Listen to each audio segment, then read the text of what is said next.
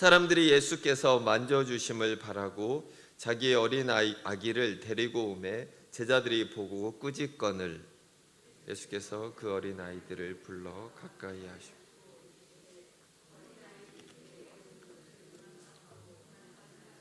하나님의 나라가 이런 자의 것이니라.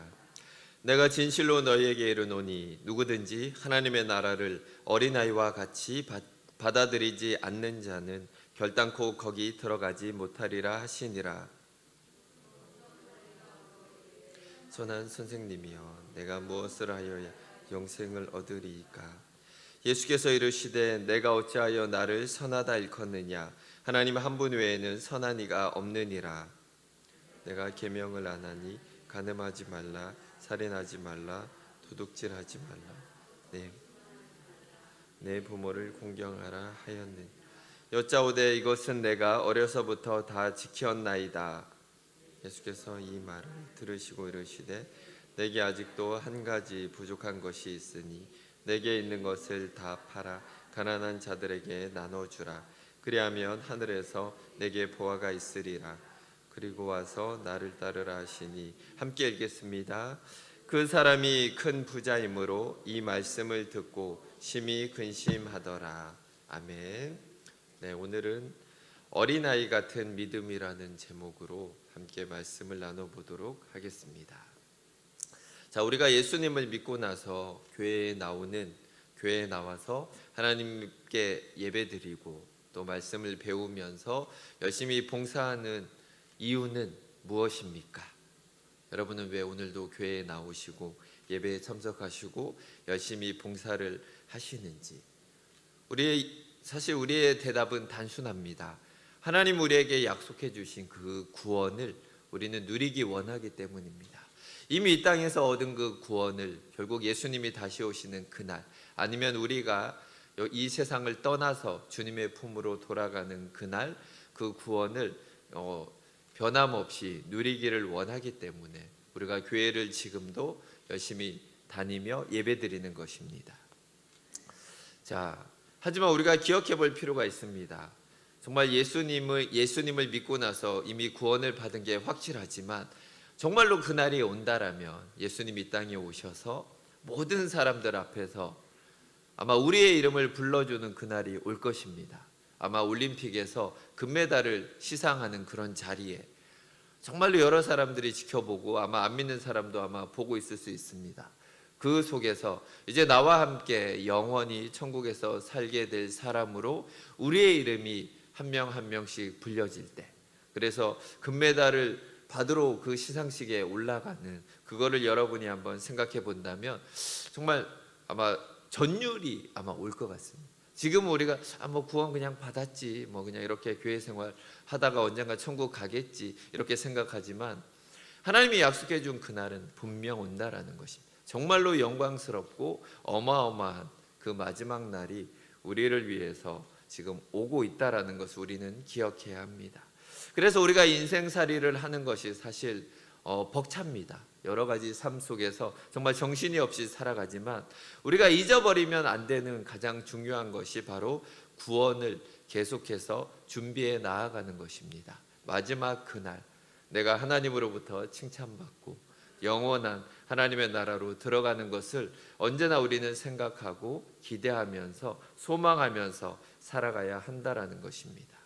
그래서 언제나 이 구원을 우리의 생각 속에서 놓치지 말아야 됩니다.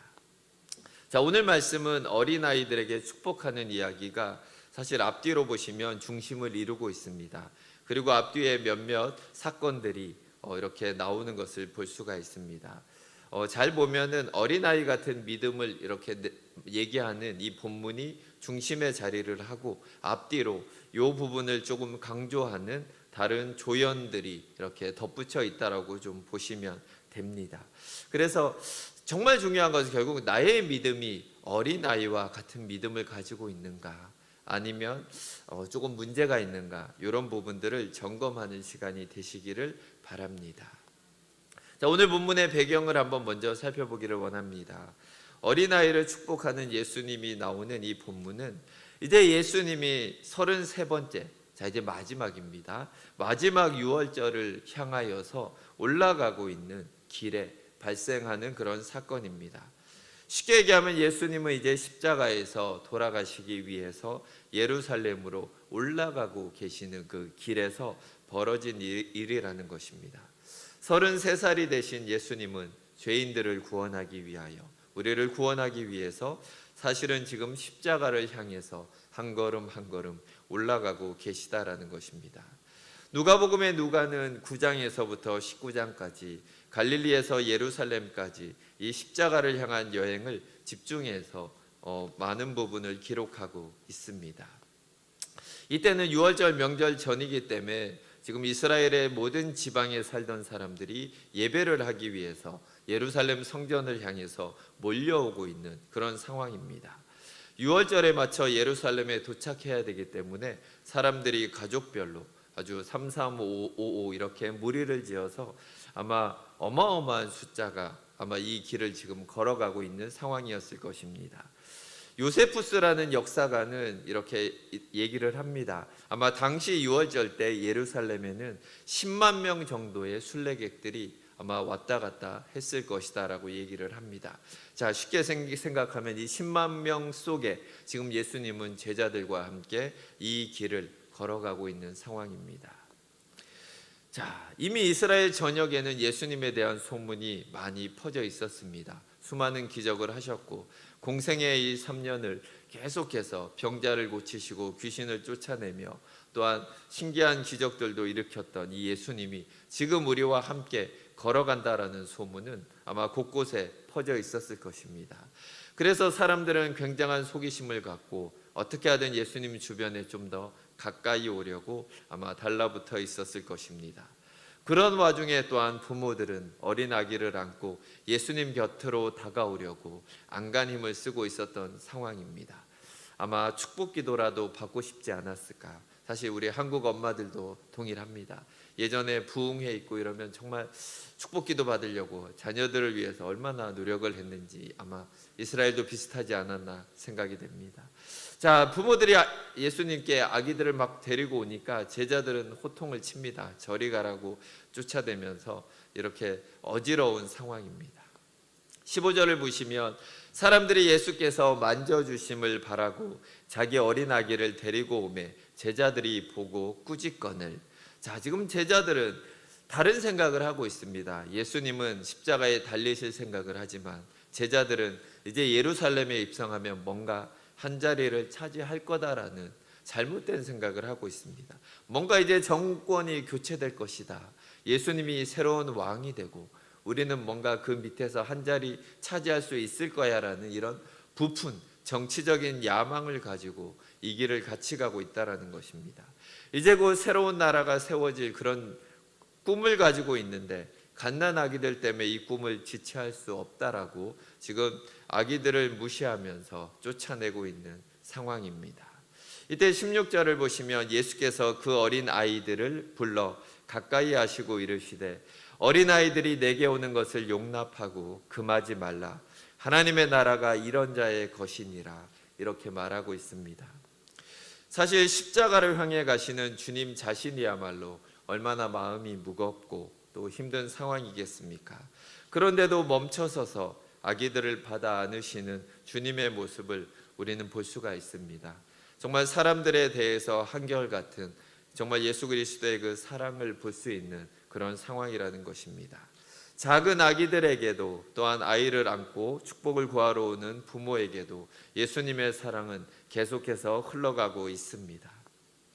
우리가 사랑을 하려고 노력하는 것과 사랑이 그 속에서 저절로 흘러나오는 것은 누가 봐도 다르다라는 것을 우리는 느낄 수가 있습니다. 이 장면에서 우리는 하나님 나라의 본질을 볼 수가 있습니다. 하나님의 사랑 때문에 우리를 받아주시고 우리를 축복해 주시는 것이지 우리의 노력 때문에 이런 걸 얻는 것이 아니다라는 것입니다.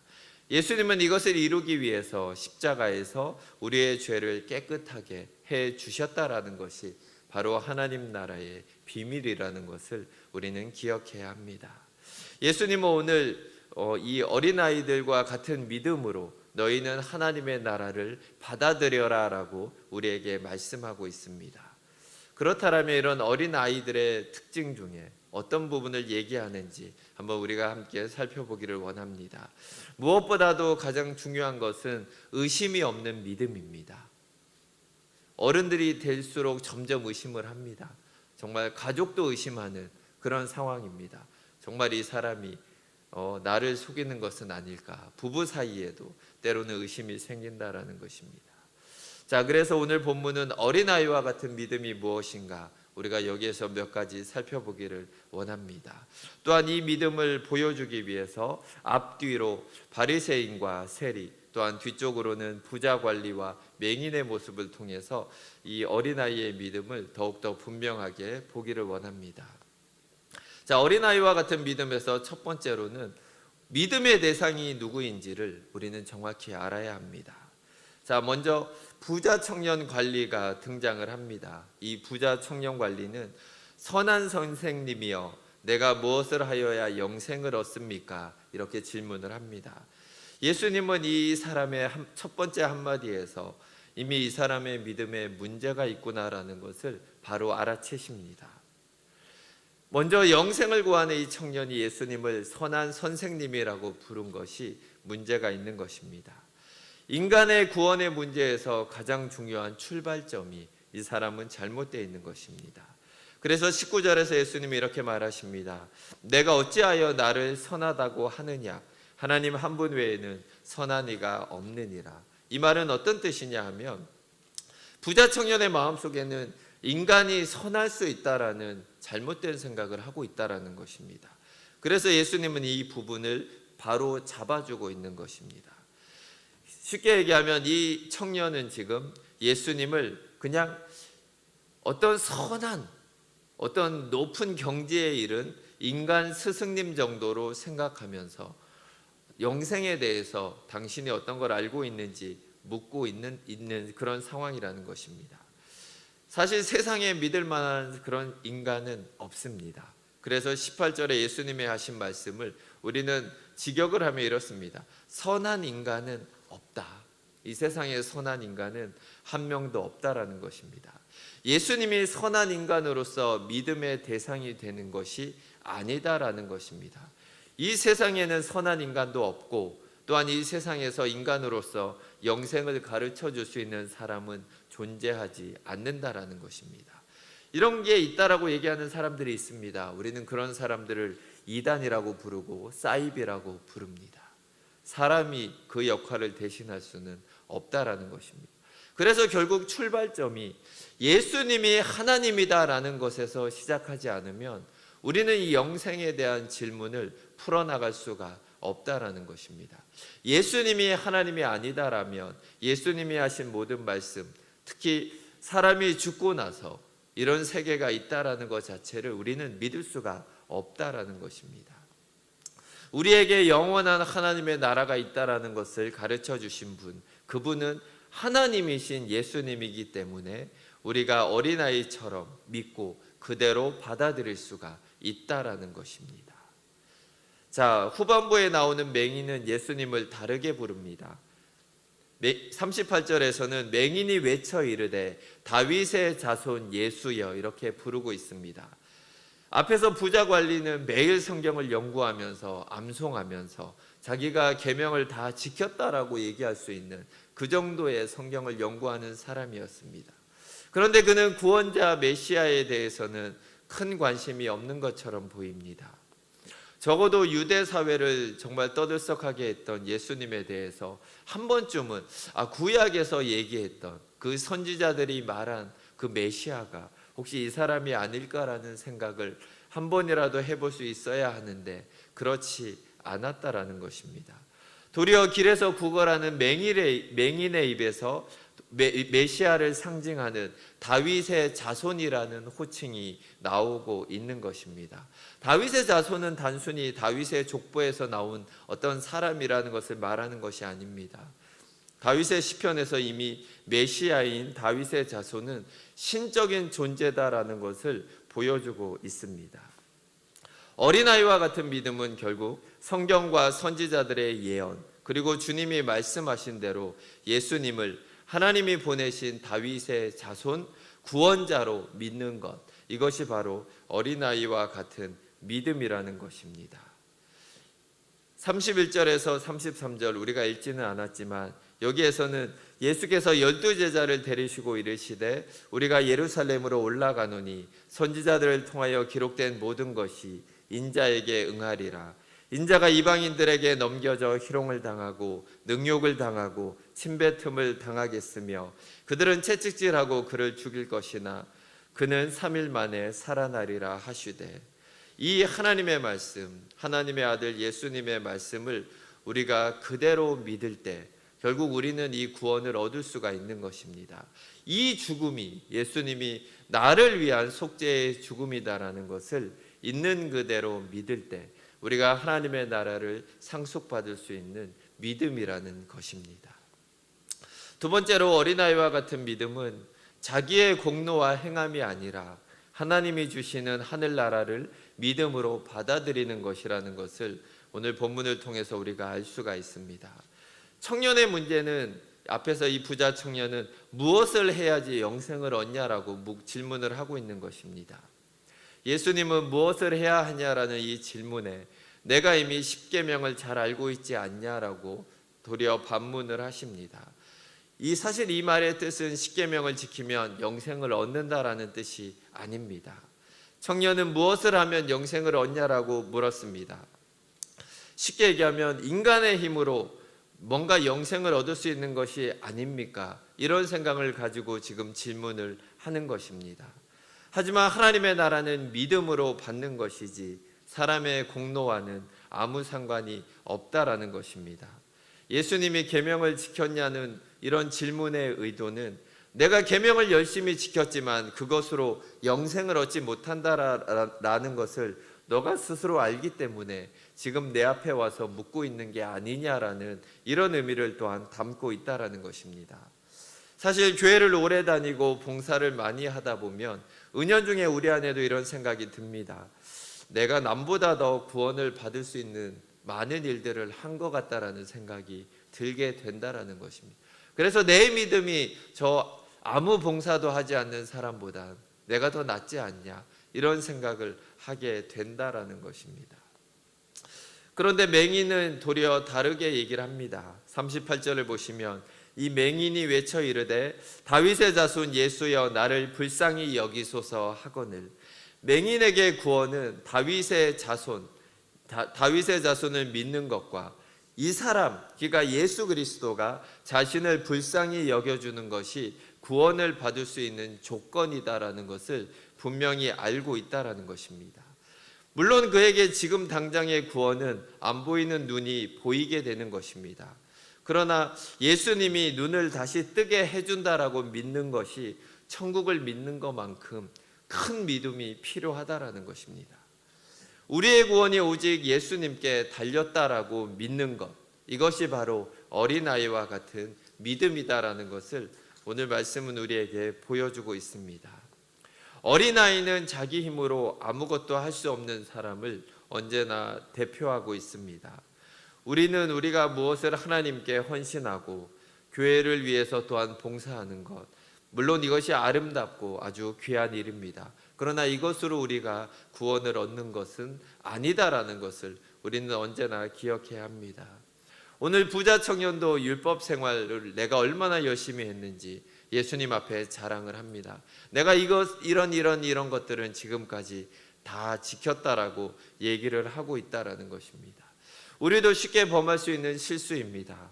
주님의 은혜에 감사해서, 하나님이 나를 구원해 주신 거에 감사해서 우리가 그 마음으로 봉사를 자원해서 하는 것이지, 우리가 쉽게 얘기하면 무익한 종으로 예수님 앞에서 또한 교회를 섬기고 있는 것이지 내가 열심히 해서 구원을 받은 게 아니다라는 것을 우리는 언제나 기억해야 합니다. 어린아이 같은 믿음은 하나님 앞에서 내가 한 것을 내세우는 것이 아니라 하나님이 나를 위해서 행하신 그 큰 일을 매일같이 받아들이고 감사하는 것이 어린아이와 같은 믿음입니다. 세 번째로 어린아이의 믿음은 종교적인 교리를 인정하는 게 아니라 실제로 그 말씀을 믿는 것입니다. 부자 관리에게 이 중대한 문제가 잘못되었음을 예수님은 지적하고 계십니다. 22절에서 예수께서 이 말씀을 들으시고 이르시되 내가 아직도 한 가지 부족한 것이 있으니 내게 있는 것을 다 팔아 가난한 자들에게 나눠주라. 그리하면 하늘에서 내게 보화가 있으리라. 그리고 와서 나를 따르라 하시니. 자, 부자 관리는 꽤나 영생에 관심이 있는 것처럼 예수님에게 질문을 합니다. 그러나 예수님은 너가 가진 그 많은 돈들을 가난한 사람들에게 나눠주고 나를 따르라고 이렇게 말씀을 하시자 근심하면서 돌아갑니다. 사실 이 사람은 정말로 죽고 나서 어떤 세계가 있다라는 것을 그닥 믿고 있지 않았습니다. 쉽게 얘기하면 영원한 생명, 영생을 어린아이처럼 믿고 있지 않았다라는 것입니다. 정말로 이런 부분을 믿고 있었다라면 돈을 포기하고 영생을 선택했어야 하지만 이 사람은 돈을 선택하고 영생을 포기하고 있는 것을 우리는 보게 됩니다. 예수님이 우리에게도 모든 것을 다 팔아서 노숙자들을 도와주고 가난하게 살라라고 얘기를 하시면 아마 우리의 마음이 편하지 않을 것 같습니다. 그래서 예수님 우리에게 그걸 요구하지 않으십니다. 그러니까 다행이라고 생각하실 수가 있습니다. 부자 청년에게 특별히 이렇게 말씀하신 것은 그가 스스로 신령한 믿음을 내가 가지고 있다라고 생각했지만 사실은 그는 세상에서 가장 세속적인 사람이다라는 것을 스스로 깨닫게 하기 위해서 예수님은 이 질문을 그에게 던진 것입니다. 영생에 대해서 그는 전혀 모르고 있었고 또한 믿지도 않았던 그런 사람이었다라는 것입니다. 반면에 맹인은 다른 모습을 보여주고 있습니다. 맹인은 예수님을 향해서 다윗의 자손이라고 공개적으로 소리를 지르고 있습니다. 아마 유대 사람들은 또한 종교 지도자들은 이미 예수님을 죽일 생각을 하고 있는 그런 상황입니다. 그런 상황에서 이 맹인의 이런 행동은 그 공동체에서 추방당할 수 있는, 더 이상은 구걸을 할 수 없는 그런 위기에 처하게 된다라는 것입니다. 이 맹인이 사회에서 추방을 당하면 더 이상 구걸할 수도 없고 그에게는 죽음밖에 남아있는 것이 없습니다. 그런데 그는 지금 자기가 가진 마지막 그 모든 권리를 내려놓고 예수님을 다윗의 자손이라고 소리 지르면서 예수님에게 간절히 매달리고 있는 것입니다. 이 믿음은 추상적인 종교심이 아닙니다. 율법을 얼마나 많이 아냐가 아니라 어린아이처럼 내가 그것을 실제로 믿고 있다라는 것을 이 맹인은 우리에게 보여주고 있는 것입니다. 42절에서 예수님이 이렇게 말씀하십니다. 예수께서 그에게 이르시되 보라 내 믿음이 너를 구원하였느니라 하시매. 부자 청년은 영생을 얻지 못했습니다. 그런데 맹인은 영생을 얻게 되었습니다.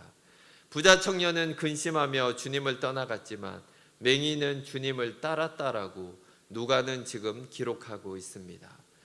우리가 예수님을 믿는 믿음은 막연한 종교심으로 믿는 것인가 아니면은 실체가 있는 참 믿음인가 생각해 볼 필요가 있습니다.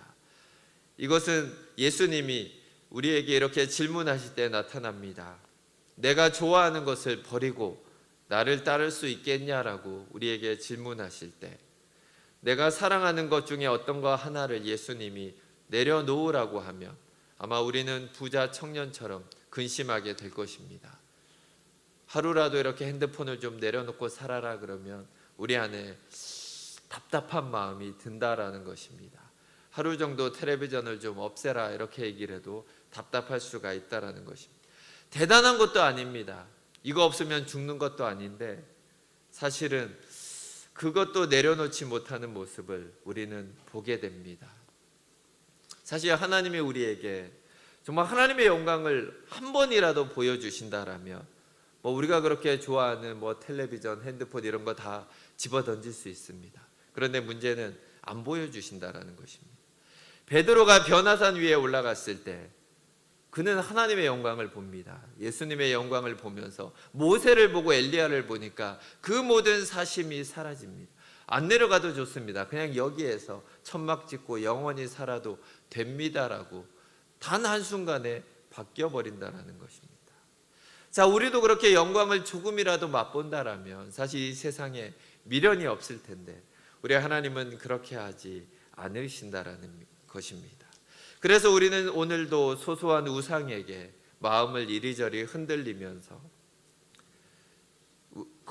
것을 우리 주님은 바라보면서 우리 안에서 여전히 우리와 함께하고 있다라는 것입니다. 하지만 우리가 부자 청년과 다른 것은 있습니다. 주님의 말씀에 찔리면서 불편하고 또 순종하는 게 어렵지만 우리는 주님을 떠나지 못한다라는 것이 부자 청년과는 다른 것입니다. 도리어 우리는 부끄러워서 하나님 앞에서 하늘을 우러러 보지도 못하는 세리와 비슷한 모습을 가지고 있습니다. 13절을 보시면 세리는 멀리 서서 감히 눈을 들어 하늘을 쳐다보지도 못하고 다만 가슴을 치며 이르되 하나님이여 불쌍히 여기소서 나는 죄인이로소이다 하였느니라. 하나님은 여전히 죄를 벗어나지 못하고 불완전하고 연약하고 내일을 염려하며 전전긍긍하는 우리를 불의하다라고 말씀하지 않으신다라는 것입니다. 14절을 보시면 내가 너희에게 이르노니 이에 저 바리새인이 아니고 이 사람이 이 세리가 의롭다 하심을 받고 그의 집으로 내려갔느니라. 무릇 자기를 높이는 자는 낮아지고 자기를 낮추는 자는 높아지리라 하시니라. 아이들은 죄 중에서 잉태되고 태어나면서부터 죄인입니다. 그런데 재밌는 것은 어느 정도 성장하기 전까지는 나타나지 않는 죄가 교만이라는 죄입니다. 갓난아기가 나는 옆에 있는 아기보다는 잘났어라고 하는 아기를 우리는 볼 수가 없습니다. 정말 이것은 어느 정도 시간이 지나야지 나오기 시작합니다. 내가 좀 더 잘난 척하고 싶어하는 모습은 좀 더 커가면서 얄미운 모습이 나오게 된다라는 것입니다. 인간의 가장 큰 특징이 교만입니다. 우리는 언제나 다른 사람을 무시하고 싶고 눌러버리고 싶은 마음이 있다라는 것입니다. 재밌는 것은 어린아이일 때는 교만이 잘 안 나타난다라는 것입니다. 우리는 뭔가를 주기 위해 많이 하고 바리새인들처럼 늘어놓을 그런 것을 찾기보다는 차라리 세리처럼 아무것도 주님을 위해서 할 수 없는 죄인이라는 것을 처절히 깨닫고 겸손하게 있는 것을 도리어 하나님이 더 기뻐하는 모습이다라는 것을 우리는 기억해야 합니다. 이런 모습이 바로 하나님 나라를 상속받을 어린아이와 같은 믿음이라는 것을 우리는 기억해야 합니다.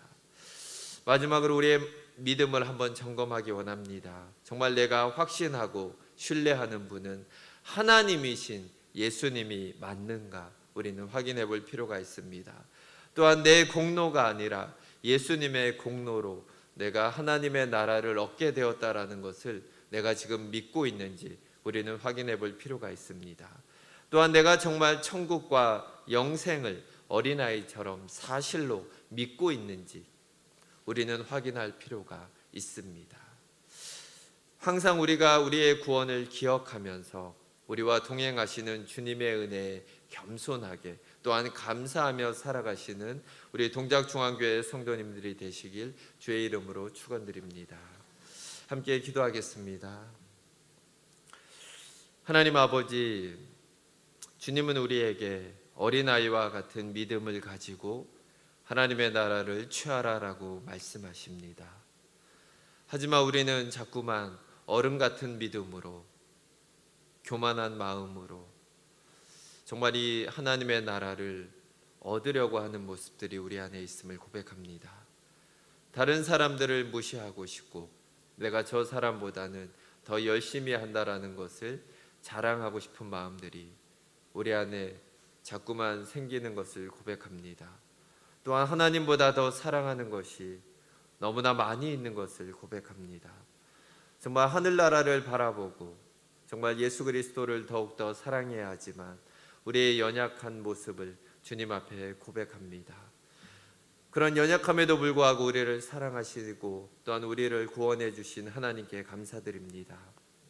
매일같이 우리가 더욱더 어린아이처럼 낮아지기 원합니다. 우리의 노력이 아니라 예수 그리스도의 공로로 매일같이 구원의 은혜를 누리며 하나님 주의 은혜를 맛보며 살아가게 하여 주시옵소서. 하나님 언제나 우리 안에 감사가 넘치게 하여 주시고 주님이 우리에게 주시는 그 은혜로 말미암아 기쁨이 넘치는 우리 모든 성도님들 되게 하여 주시옵소서. 감사드리며 예수 그리스도 이름으로 기도드립니다. 아멘.